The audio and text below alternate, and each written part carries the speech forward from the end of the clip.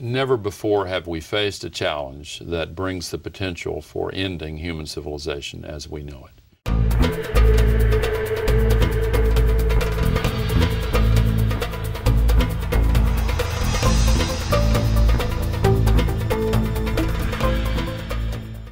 Former Vice President Al Gore, quote, "The vast majority of scientists agree that global warming is real," close quote.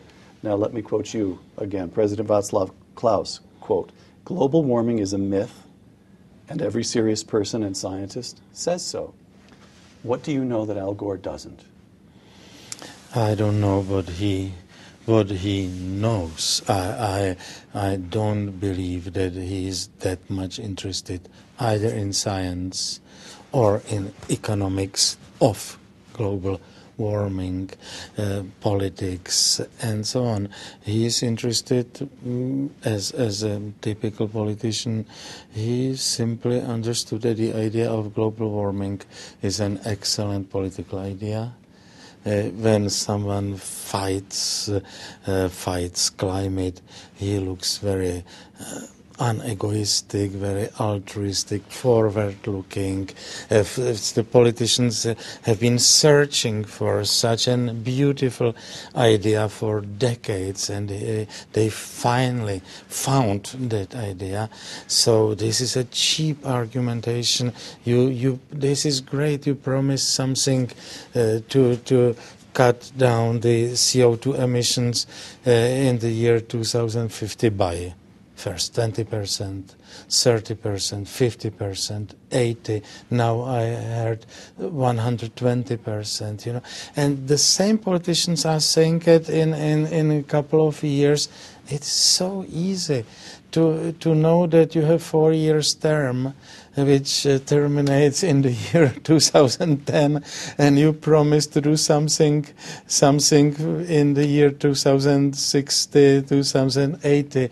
That's absolutely great. You will not be taken responsible. Nobody would control, nobody would remember. I remember G8 meeting in Germany, northern Germany, some 2 years ago, and they made the promise, 8 leaders made the promise to cut emissions by 50%. Now it's a lost idea, 50. Now everyone wants more.